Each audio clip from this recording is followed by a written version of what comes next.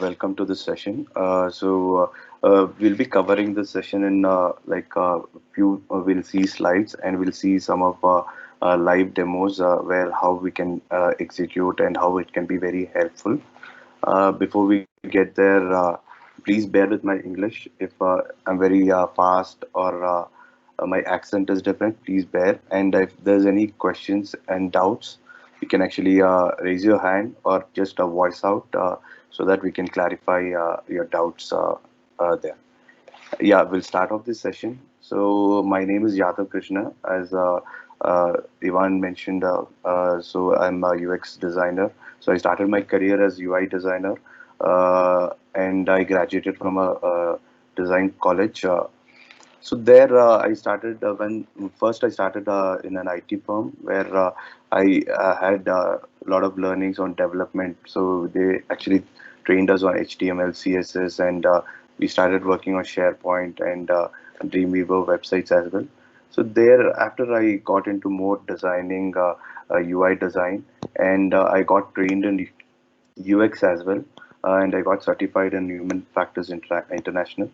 And thereafter, my journey has been more towards UX, UI, and the development part as well, not into code development, but I can actually discuss very closely with a development team and getting things done, and we are aligned to it.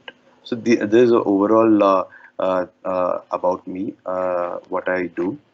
And to kickstart of this particular session, so UI designer and UI developer, we actually, in generic terms, we say that left brain and right brain. So it is one side is a creative, one side is more of textual and black and white things. So that's what we always see in any design. The upfront which user sees is a user interface, which is looking colorful and more enhanced, and which is very good and catchy, but behind to achieve them it is always the line of codes which is written there to achieve them. So it is so that's why I've depicted here, one is creative brain and one is the more of code. So it is always a balanced between both of them. So without this, I think so it cannot be achieved in 100%. So there should be an equal contribution between both of them. That's what I see ahead. And any project to kick off, right? Everybody, when they are onboarded to a new project, so we have a scrum master, we have a designer, we have a product owner. So there are different team members. So we all work together as a team.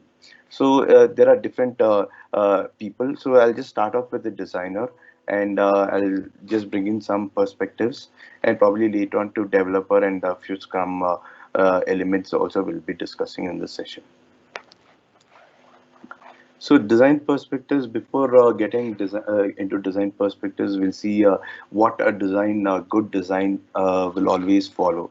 What we already always see is how these constraints uh, and considerations and consistency are throughout different channels. Probably to get an example, everybody might be aware of Netflix.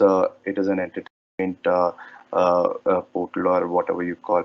So that the Netflix, when you see it on a TV and on a mobile and on a laptop as an application, or your notifications on the Apple Watch. So everywhere their branding and their style of depiction is similar, and the lot of flows which you see are similar throughout different devices. So before designing, we also see what kind of device sizes and what kind of font sizes and what colors should be more taken into consideration.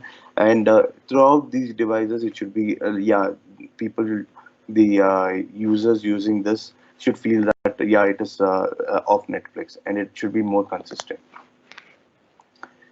Yeah, as I showed you, now we are getting a lot of devices, and any brand should actually look more consistent, and that is more into customer experience.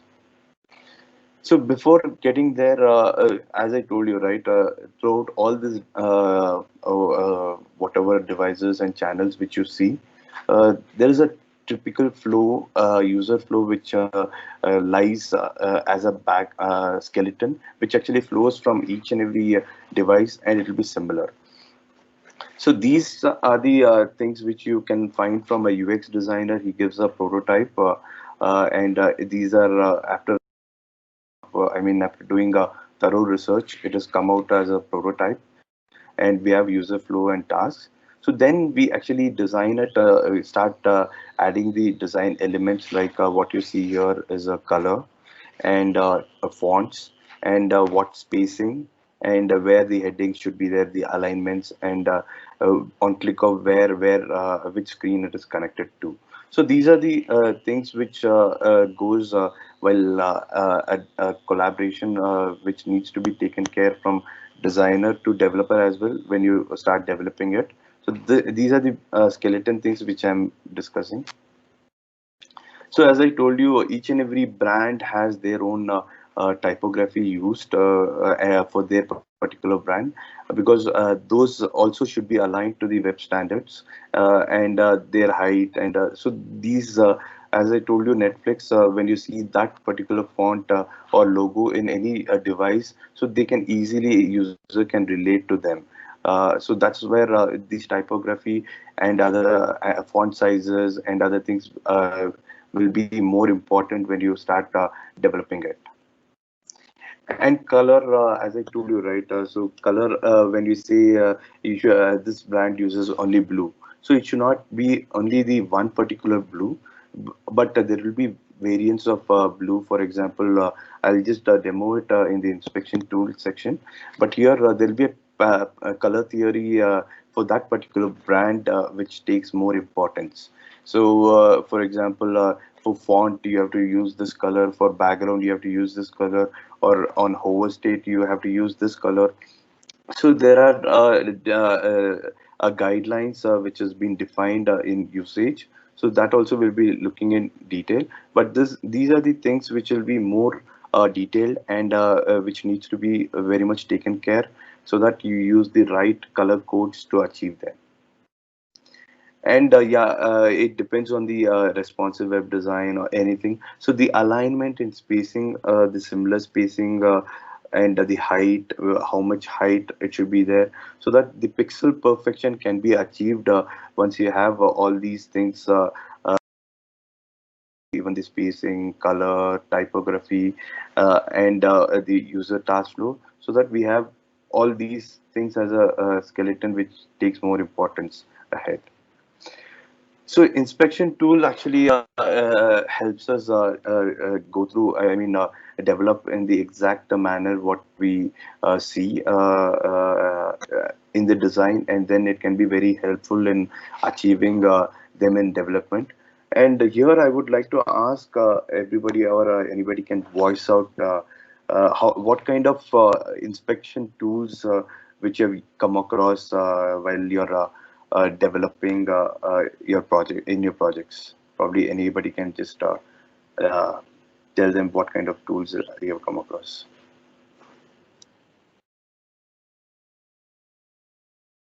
Anybody, or you can also add it in your chat. Yeah. Yes. Good morning. My name is Marta del Campo. I'm Yeah, one of Martha. the designers of the AD Center.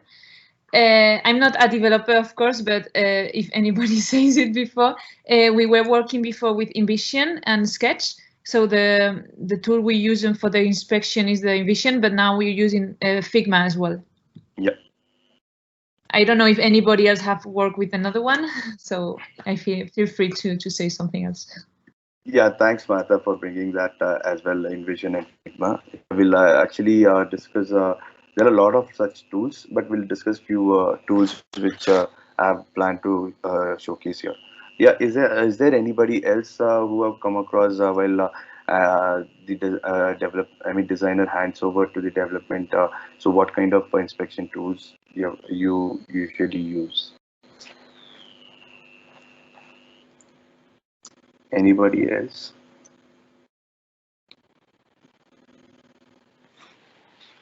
Is there, I think so, two is sufficient, or should we just, is there any answers? Or you can just type it as well. in the chat section. If there is no any, I'll just directly show you some of the tools, how inspection tools can be very handy. So this is actually, as Martha told, InVision and Figma. So we are not going to, we'll be covering experience design as a inspection tool here. So if you click, this is how once the project is shared, this is how the link you click, it will be seen. And you click, these are the screens which are shared for the development. And once you click here, this is the prototype links where how these each screen are connected. So if I click here, so I see that there are two links connected to the user task flow, which I was mentioning. So there are two links connected. One you click and it goes to this screen, and other you click, it goes to the screen. So after this, it goes to the screen. So from here, there are multiple flows. So each and every flow is attached, and it can be shown where you click and where it goes. So I'll quickly jump into one particular screen, and I'll just minimize this. So here, this particular link which I share for the development, I can have different sections. One is what is the screen dimension of this design, and I can get the assets for all whatever the images you want to download. And on click of this, you can also select which particular format you want to download this asset and start using it. So this is also very handy. So as you scroll down, you can just hover on this particular color. So it also shows here if you observe project and Watson and projects. So wherever the highlighted things are, this color used is for more highlighting things. And if you see the background colors, the key thing wherever you want to highlight, that has been used as white. And you also see this particular blue where notifications are there. And you also see what and all font colors this particular code is having. And you can also see what different code you can also get color codes in different areas. And the color styles as well, you can see it here. And if you need the overall the variables also, you can get it from here. And this particular if you want in design collaboration, so any stakeholders, everybody been provided this link, so you can directly add your comment saying that this particular component where you can pin it wherever you want. I need an asset for this asset, or any comments can be added here where as a I need to sign in here probably. So you can add this comment so that developer, designer, and stakeholders can see this and start working, and it can be uploaded here, whatever asset is missing, or if you need a change. So these and all can be done in this particular inspection and collaborative tool. And similar way, we have one more tool, which is Zeppelin. Zeppelin, you can actually have multiple projects here. I have one particular project which I can demo it here. So these are different sections. You can actually have different sections here for each and every module. So once you click on any one particular module here, so you get into this particular screen, and you can actually get all these spacing details. And for this particular text, you can also get different variants like CSS, less, and SAS, and CSS stylus. So these are different things which you can directly copy and start using in the development. And you can also download the assets from this section here, wherever, whichever assets is uploaded, and what colors have been used across. The overview of how this handover from designer and developer can be very helpful. By using this inspection tool, you can actually achieve the finest spacing, whatever you feel, and it can be also a generated code which you can copy and start using your styles. So I'll get back to the presentation. Is there any questions or doubts or which I can explain in detail here in the inspection tool? Yeah, we have somebody.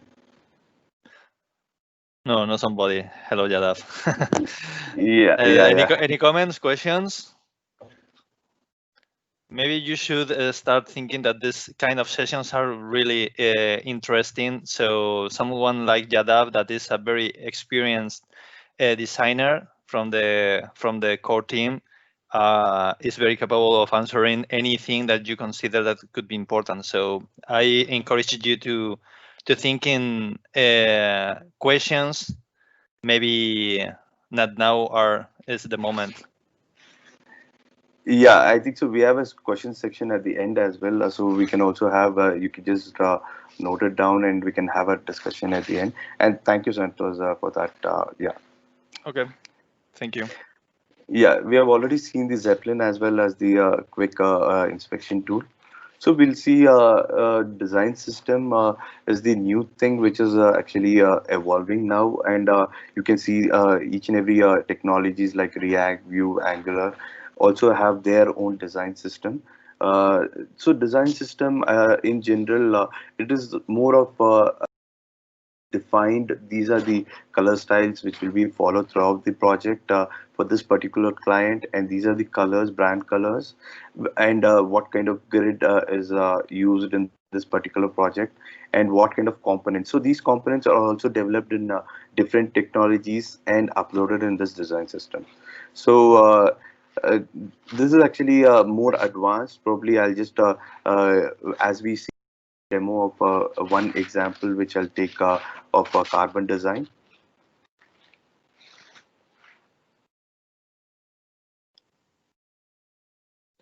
So if you see this is the carbon design system which you can find. So they have already defined all these components. So design system is just it takes an atomic approach where these small components are already developed, and you can actually pull them to a particular layout, and uh, already these components styles and whatever specification on hover, everything is created and defined. So you just drag and drop them, or just copy this code into your particular layout, so it can start working as expected. So you don't have to create a new defined rules or other things. So wherever the text is required, you can change them. So these are the things which when it comes to an accordion, I'll just take an example. There are a lot of components which you can see here. So I'll just take an accordion. So you can get an overview what accordion does and where it can be used. So when to use, and you can also see the example how on selected how this outline is created. And if you select all, it expands all. So if you want to close, you can close them as well. So these are all interactions are already added, and the hover, everything is defined here in this particular space. And if you want to change different grays, for example, these are the gray opacity levels of it. If it is extreme black, so how it looks. So these are the design system which you can uh, actually manipulate and download this code and start using them in your project. So we'll actually get into this details a little bit later. So formatting. So this is where this icon is used to expand, and this is the text heading. And once you click the expanded view, you have the content. So this is an anatomy of accordion, which is defined here. And the alignment, if you see what are the do's and don'ts of alignment, which you can see here is it should always get aligned to the text which you are keeping here, not the component itself. So that is what you have to follow when you're using this. And the placement, I think so. When you're seeing any product page, right? So you also see a breadcrumb and a product name and product details. And if you want to jump in like a pricing and there are any other options, so there you can actually use this. And as well as when you want to do a particular specified search, so there also you can actually use this accordion and select whatever you want, and then accept it. Then it can filter the details for you. And this is actually again a search filtering area where you can actually choose define price and define color or price range. So there you can use this accordion as well. So these are the different layouts where you can use this accordion is what is depicted here. And what kind of grid can be used for this accordion is also mentioned here. So content also, there are a few places where you, for an example, you have a checkbox and you have terms, just accept terms and conditions. So I accept should be there. It should not be like you accept. So there are a little bit content where it is also defined what kind of content should be used for which particular component. So these all actually acts and there are a lot of states where you can see on expanded as I showed you in the earlier. So you'll have all these states, hover states, how it should look, and what kind of interactions should be used. So these are already predefined when we have a design system. So you can just refer once the designer designs a accordion in a layout. So you can refer this and download them and start using all whatever specifications are mentioned here. And we also can see these font sizes, what font sizes for which device can be used here, and the colors. So these are more detailed, and as I told you, spacing and alignment also where this icon can be kept. So all will be upfront specified for one particular client. So you can start using this design system so that it is you don't have to reinvent the complete component each and every time. So you can just drag and drop or just download as I mentioned. And you can also have different codes for the same component. You can actually download in React, Angular, and Vue and play around. So I'll quickly show you one example of accordion here, where I can actually there's an editor where I can also edit and then download this particular code. For example, I need a different text. I can actually add it here to be chosen. So there are editing tools as well where you can actually edit them live and check and then download them. So this is one example. And for this particular carbon design, there are buttons all specified what kind of tertiary button and where it can be disabled state. Everything are specified here. So these everything what you see for React, everything we have a GitHub repository where it is an open source where you can actually start exploring or you can download them and play around. So this is where you can actually get specified components. If you're not able to do it, you can also edit in this particular development tools and download and start using them. So this is about design system, how it can be used, and where a developer and designer can, if there is any update as well, you can actually update into the design system and get it notified via Git. And the same way, the developer, whenever he needs or he wants to change, he can just comment and then he can get a change of it. So this is the overview of a design system which I wanted to cover. Is there any questions so that we can proceed further? I have, yeah, sorry, I have a question. Go ahead, Ivan. How would you compare Yadav design system with something more akin to a CSS library? For example, I like pure CSS, but it's not really a design system. What's the difference? Actually, this is more advanced. You can get all the CSS, everything in a design system. So I would like to highlight here, we have similar kind of thing happening in Capgemini as well. As you are aware of, Ivan, but I would like to highlight it here. We have something called blocks design system, which is getting developed, where you can actually use this SaaS. They take a SaaS approach. So all these components are available in different technology stacks. So only thing is you modify this SaaS styling to your particular brand, and all these components can be like your color, your border, your hover color, everything can be modified in one particular SaaS, and it can be used throughout the project. Does that answer your question, Ivan? Perhaps you want to rephrase it, pure CSS, those kind of CSS style libraries are lower level, more focused on pure design, and the component system is more on top of different technology stacks, a higher abstraction level, right?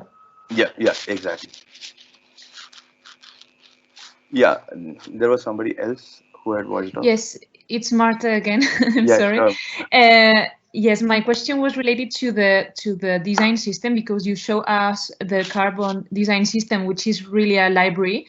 We use also some libraries as base, like Angular or React for our design system, but we build normally our own design system for every project based on the library, but we create our own components and other kind of assets we need. Do you also create your own design system, or do you base your designs only in libraries that already exist?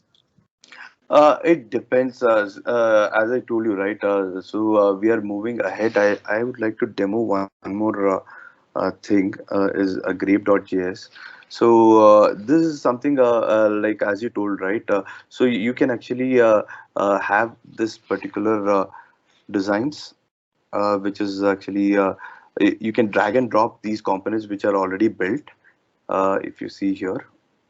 So these are the components which are already built. You can actually directly drag and drop them to wherever you want.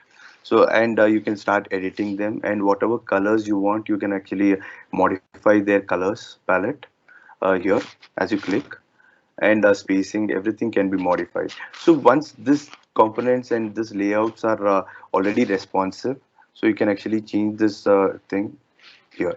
So these components, once you have defined your particular design system components, and you can actually drag and drop and play around. So it can be a new design system which you are preferring to use in your particular client, or it can be a generic as well. So when you want to export it, you can export it as a code in whichever platform you want to. Yeah, does that answer your question, Martha? Yes, more or less. Thank you. Yes. But you have to be careful with positioning here, Martha, because as far as I understand, like Carbon is not just a library. It is really fully developed design system with a large ecosystem, with a large user base, beyond the usage as a library. Exactly. It's a whole ecosystem. Yeah, and if you have as a message that we are building our own design system, I would advise caution, because it's like a Java developer saying, I'm going to create my own microservices framework. It doesn't really make sense. We should be using industry standard design system with a large user base community. We should not pretend to artifacts, of which there in reality are quite a few successful examples on the market. Yes, I understand that we have to use libraries that exist, but some of our clients, sometimes in our projects, demand to use their own visual identity with their own colors, typography, even bottoms and icons. So we cannot use that libraries or design systems standards when we have to use the visual identity of the client. Yeah, but what we try usually is to use libraries that allow us to adapt in order to fulfill these visual identity requirements. Carbon, in this case, is more or less like material design. Material design is a specification, and there are different implementations for material design, like there are different implementations for this Carbon design, as Yadav just showed. So at the end, what we should try to do is to use a library in order not to reinvent the wheel, but if this library should, we must ensure that this library is able to be adapted to fit the needs and the requirements of this visual identity for this specific project. So this is more or less what the challenge that we usually have. The visual identity should be applied at the library or ideally at the framework level, and it should not be re-implemented at the CSS or low level. If we do that, then we're basically wasting our time. That's a bad practice. Yeah, I think so, Martha. Probably whatever styles which you mentioned, right? Like the fonts and the icons. So these can colors, right? The brand colors. So these can be designed and it can be given as an output of SAS format, which I actually showed in Zeppelin. So once you have that SAS format, you just have to implement to these components. So it just looks like whatever you have designed. That's what I would like to comment it here. Okay, thank you. Thank you, Martha. Yes. So for non-designers, what is a SAS format? Can you come again? You were talking about the SAS format. Me being a backend developer, I can't understand the term. So if you could please explain it. There are different style sheets for different technologies. Probably SAS. I mean, HTML, CSS is used for a lot of HTML related technology like web pages. And when you start going into more of details, like SAS is one thing which I see, I'm aware of, which can be implemented to all these technologies, which are React, Angular, and Vue. So it can. Yeah, it's a CSS preprocessor. Yeah, it's a compiler. So it basically says is a kind of language which compiles to CSS, right? If you look at it from a technical perspective, it's like TypeScript, it's another alternative. Yeah, exactly. TypeScript compiles to JavaScript. So there are all kinds of simple tools in order to cover up the inefficiencies of the web ecosystem. Does that make sense? Yeah, it does. Thanks. Yeah. Thank you. So I'll just quickly get back to the presentation.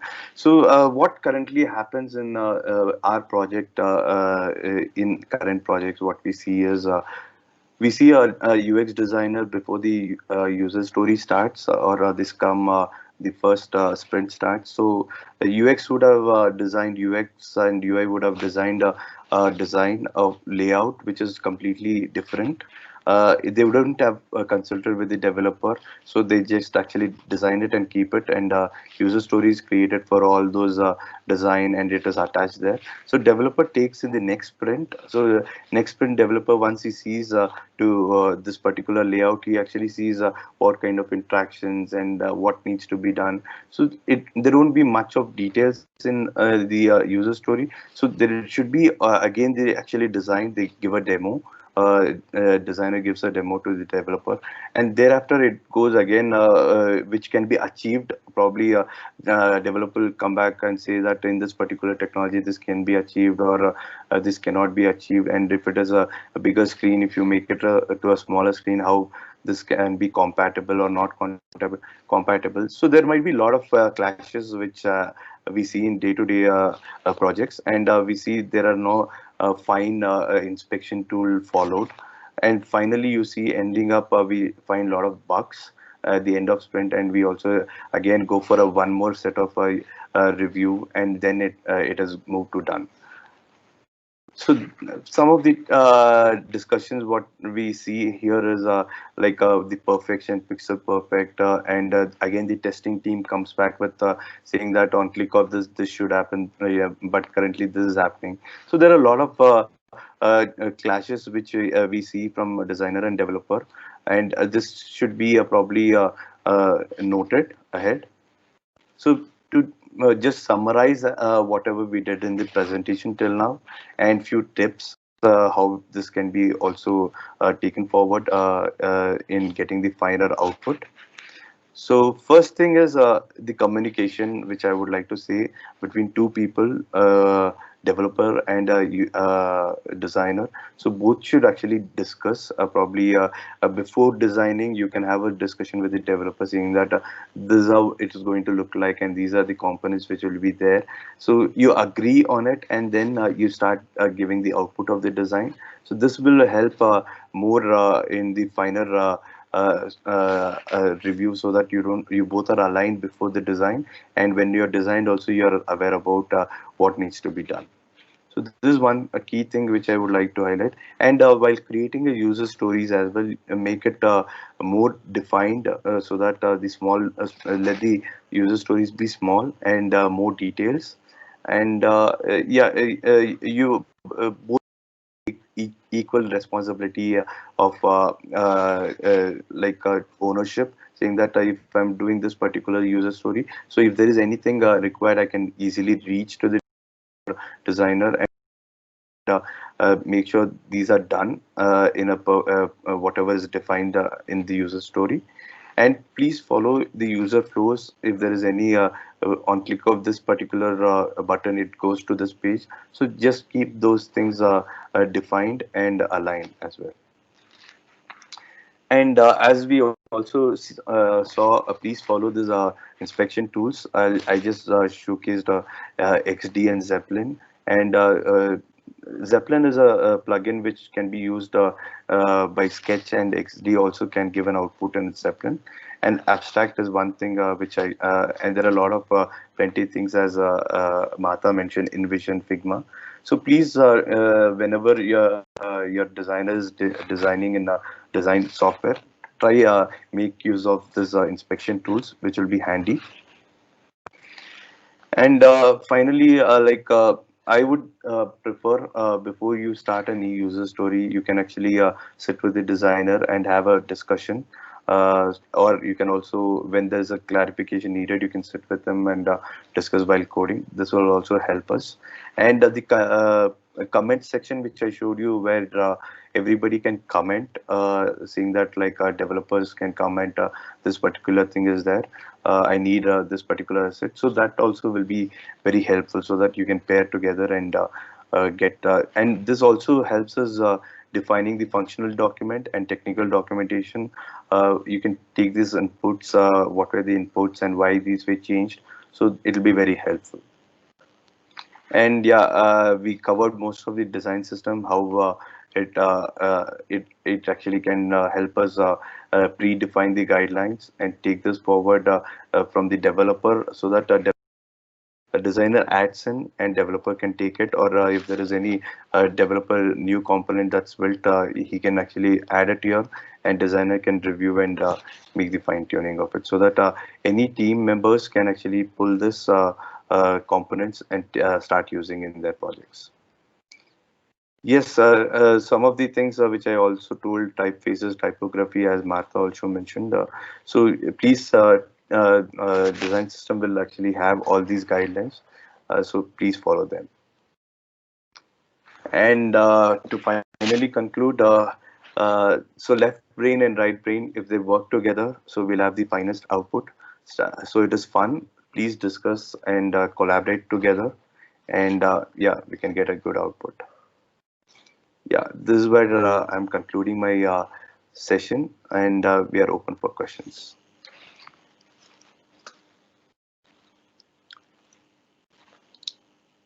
Any questions?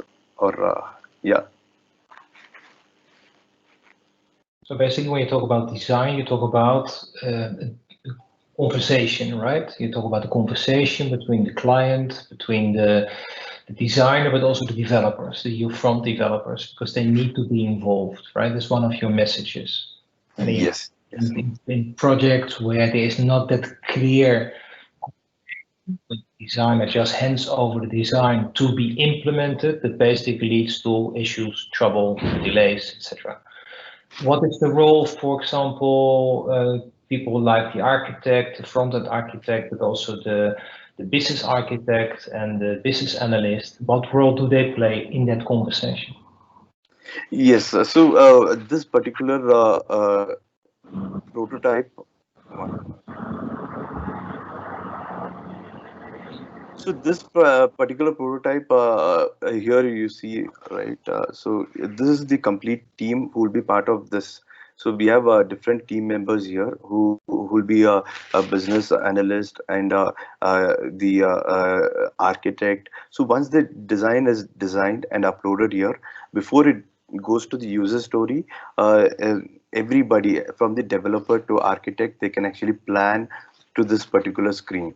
So what kind of data is required for this particular section, and what if there is any content, I mean topic change required, or if you need another tab to be added, more details to be added. So these and all can be commented from the design section, where once the design is uploaded, you can actually start commenting and sharing your feedbacks, so that these document will actually go into the user story while you actually move to this particular sprint and start developing. So that's where all are collaborating here, and if there is any change or new feature required, everything can be updated here. In your experience, what would be more productive? User stories lead to a design, but the design should be really the focus of that collaborative design, or is it just really the user stories? So do we consider text to be driving it, or do we consider it to be the graphical design to be driving it? Does that make sense?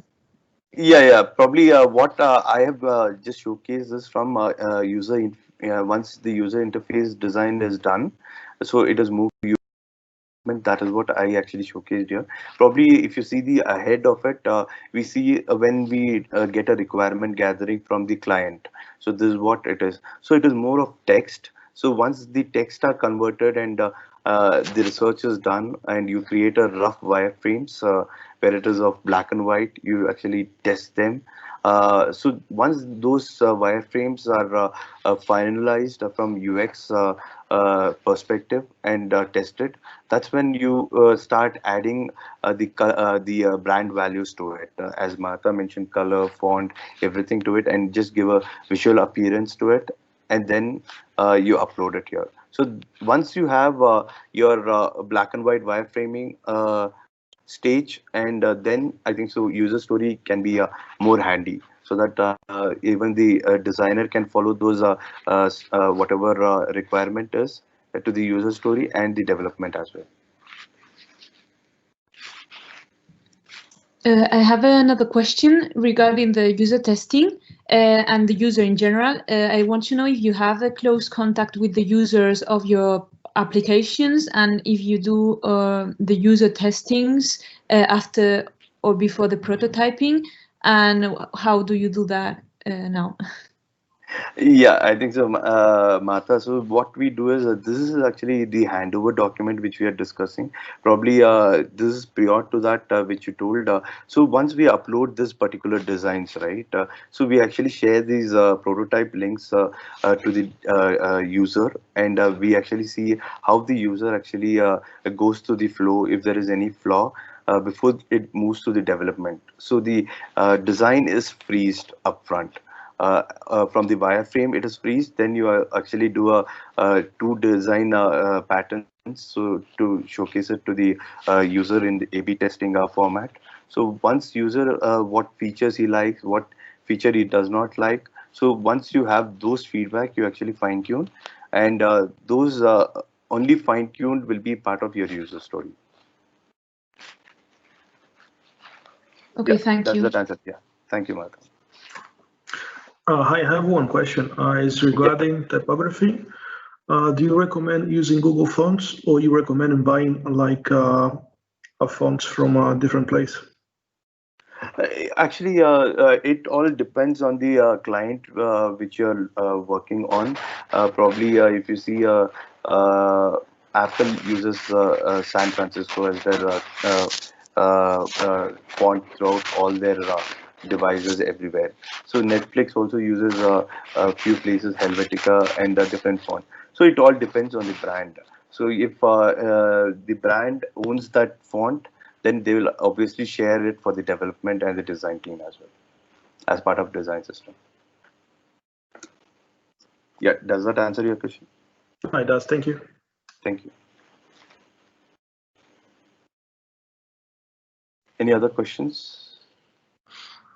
In the end, the developers typically will not really jump in the whole design part, right? They will have that conversation with the designer, but they expect the designer to add their experience and the creativity to create a great design. But they still dependent upon developer skills. So, for example, CSS. What would you recommend for a front-end developer or for a back-end developer turning into a front-end developer to really properly understand CSS or SAS? What would be a great way of grasping that topic and understanding the basic concepts behind CSS instead of just looking at the source code and trying to copy and paste it? Yeah, I think so. Probably I'm not a code developer. I don't want to get into more details, but from design perspective, I can just highlight few points. One is these style sheets are, as I showed you earlier, right? The design and the behind line of code. So this behind line of code, how it should look like. So whichever style sheet like CSS, SAS you want to use, so it gives the similar output. But only thing is when you want to move from one technology to another technology is where you cannot use CSS for React. So that's where the challenges come when the whole project wants to move from one particular technology to different technology. That's where you again have to start creating from CSS. Again, you have to start creating the style sheets of SAS. So if you can use a common style sheet which can be used across, that will come very handy. And I would like to say one use case. Mercedes is one of our client who actually frequently shifts the platform. Previously, they were using throughout all their websites and their applications, they were using Angular. But now they find a lot of things needs to be moved to React. React is more advanced. So they've come back and now everything has to be written according to React. So these are the things which will actually, you have to again reinvent the wheel for each and every style sheets. Probably if you can consider which can be used across, so we can see how, as I mentioned earlier, right? So we can use it in different sizes very easily. Yeah, Iman. Hi, Jadav. I wanted to ask you, I see that there are lots of different tools, and what aspects do you base the decision about to choose one of these tools or another when you face the start of a project? It depends actually. So most of the times, right, I think so Martha can also agree on it. So it depends on the client. So the client actually goes for a few licensed tools, and client also has a few licenses which is already there. So he'll when we are onboarded to a project, so the licenses are shared to us so that we follow that particular tools and inspection tools. So yeah, as I told you, XD, Figma, and InVision are the top tools which are most of the clients are now having. So we'll be using that. Okay, thank you. Thank you.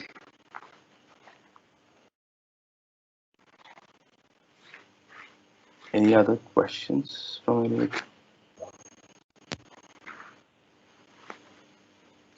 It seems not.